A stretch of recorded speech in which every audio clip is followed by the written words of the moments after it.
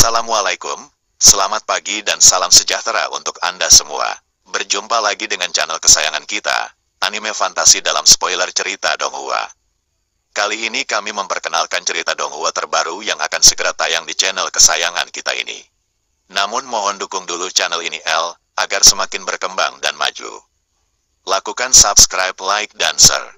Tapi kalau pendukung kurang kemungkinan akan ada kendala dalam pembuatan konten cerita ini. Maka dari itu mohon dukungannya ya.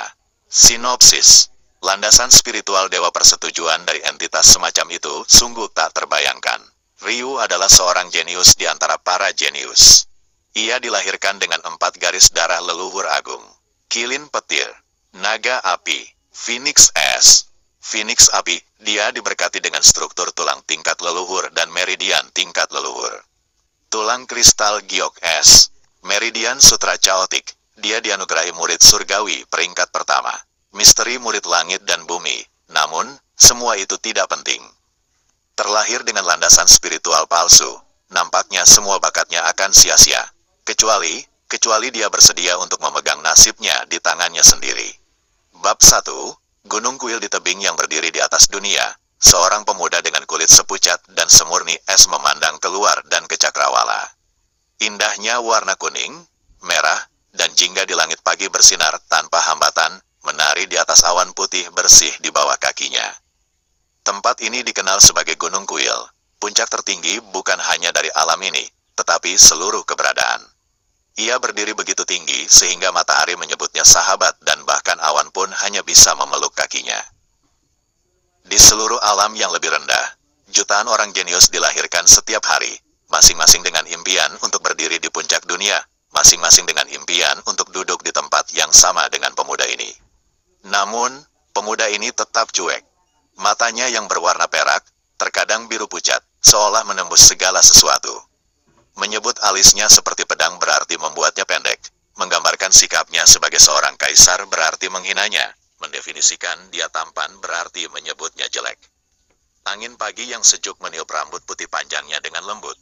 Namun tidak ada setitik debu pun yang ditemukan di dalamnya. Atau, mungkin tidak ada yang berani mencela dirinya dengan cara apapun. 1000 tahun, pemuda itu berpikir sendiri, tanpa emosi. Hari ini adalah ulang tahunnya yang ke-1000, saat yang membahagiakan karena tidak ada deskripsi yang lebih baik. Raja, kaisar, ratu dan permaisuri akan berkumpul hari ini, semua untuk memberi penghormatan kepadanya. Hal itu tidak terlalu mengejutkan mengingat siapa orang tua dan kakek neneknya. Namun, kebenaran seperti itu tidak cukup untuk menuntut keriuhan seperti itu. Sederhananya, pentingnya pemuda ini sendiri patut dihormati tanpa memandang garis keturunannya. Elena, pemuda itu mengucapkan nama ini dengan tiba-tiba. Suaranya menenangkan dan tenang tetapi mengandung sedikit rasa dingin yang membuatnya sangat tajam. Namun, sangat jelas terlihat dari kelembutan matanya bahwa dia peduli pada wanita yang menyandang nama ini. Kau selalu tahu, sebuah suara yang sepertinya dianugerahkan kepada dunia oleh Dewi Peri memenuhi pemuda itu dengan rasa nyaman. Si cantik melayang ke sisinya, turun ke pangkuannya. Gaun ungunya mengeluarkan aroma surgawi ke arahnya dengan setiap kibarannya, serasi dengan jubah hitamnya dengan sempurna. Sambil memegangi pinggang rampingnya, sikap acuh tak acuh pemuda itu terhadap pemandangan itu hilang saat senyuman tipis memainkan fitur sempurnanya. Tangannya terulur ke atas, membelai helaian rambut indah berwarna pink berlian yang mengalir dari kepala Elena. Dia tidak bisa menahan diri untuk tidak mendekatkan telinganya ke dada pria itu sebagai respons, menghirup aroma pria itu. Ryu, hadiah apa yang kamu inginkan? Tawa kecil keluar dari bibir pemuda itu. Itu adalah tawa yang penuh kehangatan, tapi jarang dia tunjukkan pada siapapun.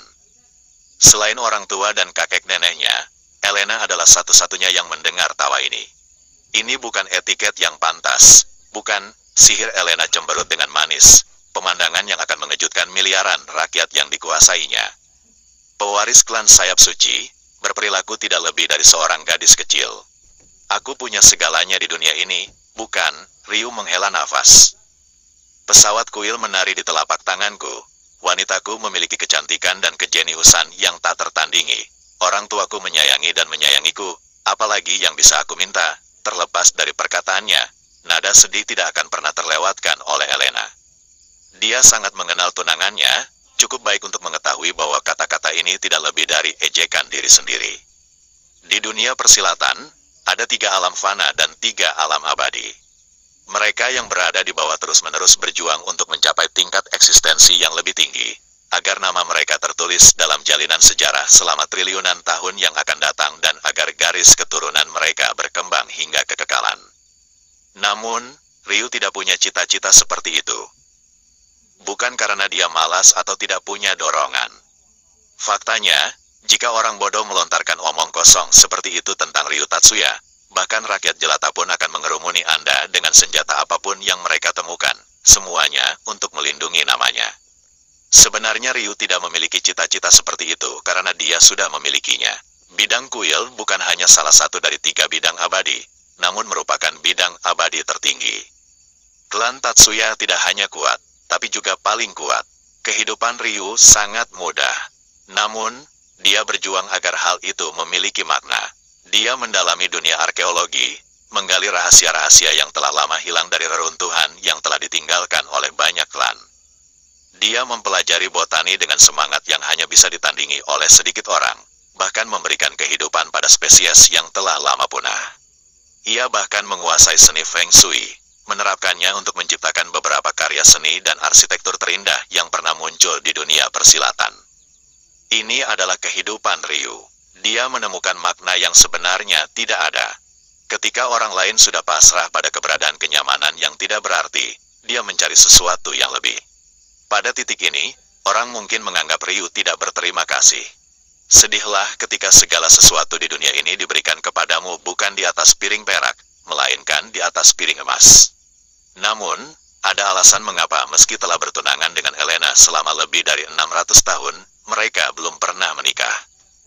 Ryu, seorang pria yang memiliki segalanya di dunia, seorang pria yang dapat mengendalikan ombak dengan satu tangan dan matahari terbenam dengan tangan lainnya, tidak dapat berkultivasi. Tunangannya akan hidup miliaran, bahkan triliunan tahun jika diberi bakat.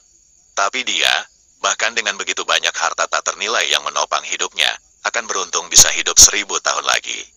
Sampai jumpa lagi pada episode lengkapnya. Bye-bye.